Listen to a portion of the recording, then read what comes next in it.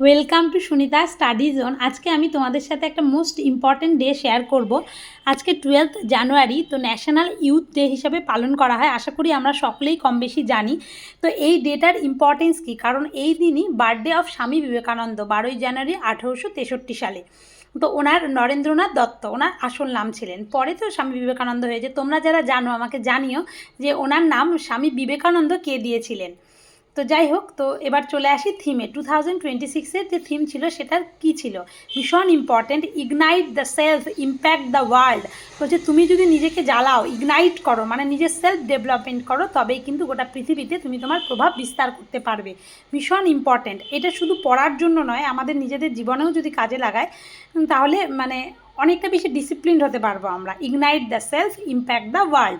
এবারে most important question যেগুলো স্বামীজি সম্পর্কে আমাদের WBCS কিংবা যে কোনো পরীক্ষায় আসে, সেগুলো হলো যে স্পিচটা তিনি দিয়েছিলেন ওয়ার্ল্ড পার্লামেন্ট অফ রিলিজিয়ন শিকাগোর ধর্ম সম্মেলনে 11ই সেপ্টেম্বর 1893 সালে তিনি brothers and sisters of America সম্বোধন করে যে স্পিচটা দিয়েছিলেন, সেটাতেই কিন্তু আমেরিকার ভাই এবং বোনেরা পুরো নড়ে গিয়েছিলেন। মানে সর্বধর্ম সমন্বয়ের কথা তিনি সেখানে বলেছিলেন। তো যাই হোক, 1893 সালে তিনি শিকাগোর ধর্ম সম্মেলনে বক্তৃতা দিয়েছিলেন। এটা BCS-এ আসে। এবার নেক্সট কোয়েশ্চেন হলো, তিনি কবে রামকৃষ্ণ মিশন তৈরি করেছিলেন? স্বামী বিবেকানন্দ রামকৃষ্ণ মিশন তৈরি করেছিলেন, যার হেডকোয়ার্টার ছিল বেলুড়ে আছে। তো সেটা হচ্ছে 1 মে 1897। মোস্ট ইম্পর্টেন্ট কোয়েশ্চেন WBCS-এর জন্য। 1897 সালে আর কার জন্মদিন, কোন ইম্পর্টেন্ট দেশ নায়কের জন্মদিন, তোমরা আমাকে জানিও। এবার তার ইম্পর্টেন্ট বুক কি? স্বামীজির ইম্পর্টেন্ট বুকগুলো হলো কর্মযোগ, রাজযোগ, জ্ঞানযোগ, ভক্তিযোগ। এগুলোও BCS-এ আসে এবং এই বইগুলো শুধু পরীক্ষায় আসার জন্য না, আমাদের নিজেদের জীবনে ভীষণভাবে কাজে লাগবে।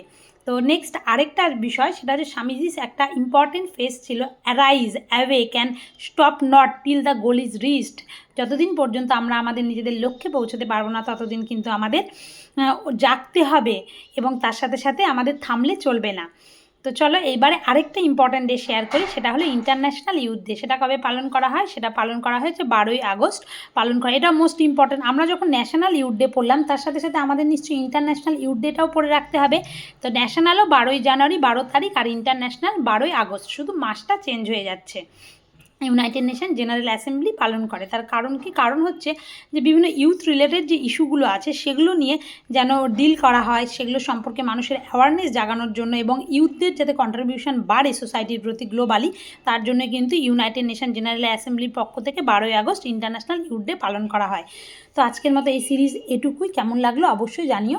Thank you.